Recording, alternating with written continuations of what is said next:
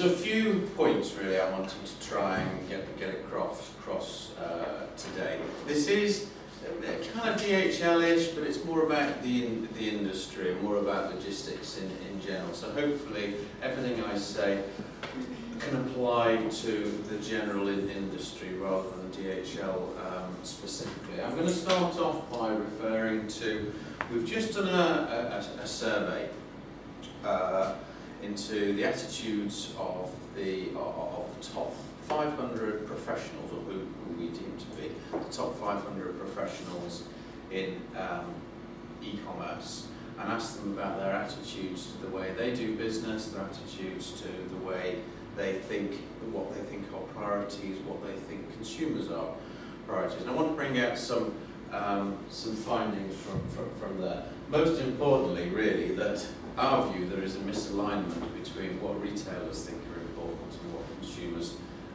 think are important.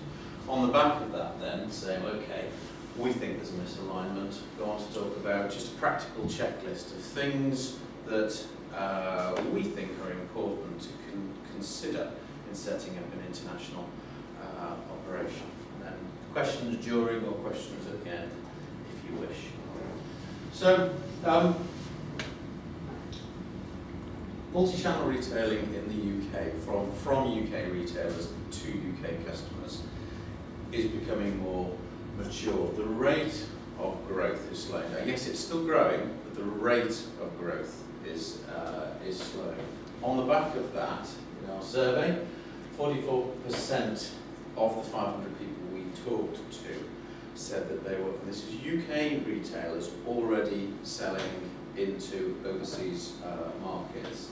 And of the people who weren't, 14% said it was their intention to do so in the near future. So my read of that is within approximately 12 months, 58% of UK retailers will be selling overseas. So front end is everywhere where a consumer will initially interact with the retailer. So typically, yes, they'll use the front end to do market research, maybe compare this organisation with another organisation.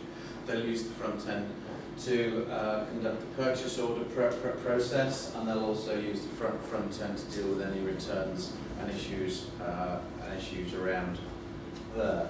The back end is the physical process that enables this all to happen.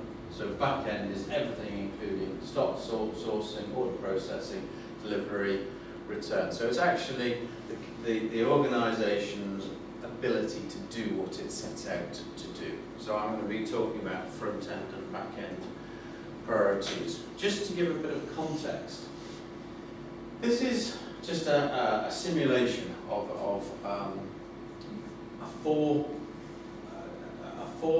a retailer who has 4 channels, and how a customer, just a typical customer, might interact through those channels. So, and some retailers have more channels than this, but okay, store channel, e-commerce channel, m-commerce channel, and telephone channel. Now, a customer might interact, this again just uses 4 examples, but customers may interact maybe 6, 8, 10 times as they go through that journey. But at any stage, a customer will flip between those channels. And customers, particularly in a UK environment where there's a high level of maturity and customer expectation, the customer will flip and expects you as the organisation to be able to cope with that flicking. Their expectations are high. They're not expecting, if they interact with you on the telephone, to maybe have to give their details again if they move into the e-commerce channel, or if they talk to you in a store and transact in a store. Then really they want that experience to be instantly translatable into the other channels. Now the purpose of showing that is just, there are actually, that simple diagram, there are 268 different combinations of interacting with that. So in perhaps a retailer that has 6 times 6, it goes up to 700. So there are potentially a vast number of ways within which a customer may interact with you. And customer expectation is at each stage in that interaction that your service will be A, backed with physical capability and be able to be seamless. So it's pretty complicated to get it right. Okay, we're jumping to the survey. So this was a question where we asked and said to UK retailers, what is the most dominant influence on consumer opinion?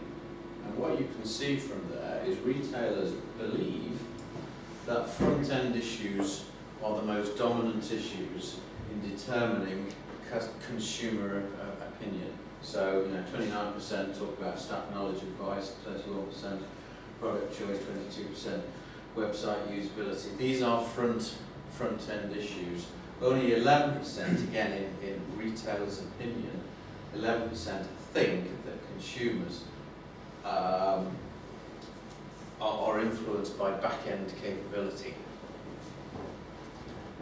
So, again, the question related, we asked, again, UK retailers, which one of these issues represented the biggest challenge when maintaining a multi-channel operation?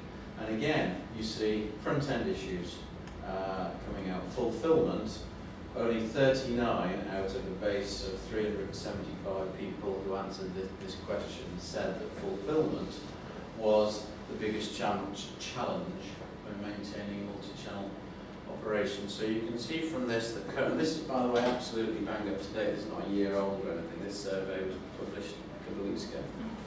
So this is what people think now. So not surprisingly, if the retailers value the front end rather than the back end, then where are people investing? Well, clearly people have invested in the front end processes, not back end processes. Now, conscious of the fact that we're talking about the international environment. So this question was, for UK retailers intending to expand internationally, what was the biggest challenge facing them? And again, slightly different issues, but not front-end issues. Fulfilment only represented 11% of people responding said that fulfilment was their view that was the biggest challenge. So, as I've sort of hinted, I don't necessarily agree with that, and I don't think consumers agree with that. Recent IBM survey, 61% of consumers said they would spend more with that retailer if they get availability right. So I probably should just pause there before I go on from there. One thing is probably true, that front-end issues are all important in making a consumer shop with you first time round.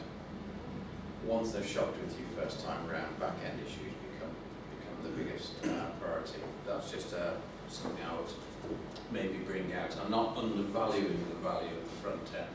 I'm simply saying that there appears to be strong evidence that repeat business is more dependent on the back end than the front end.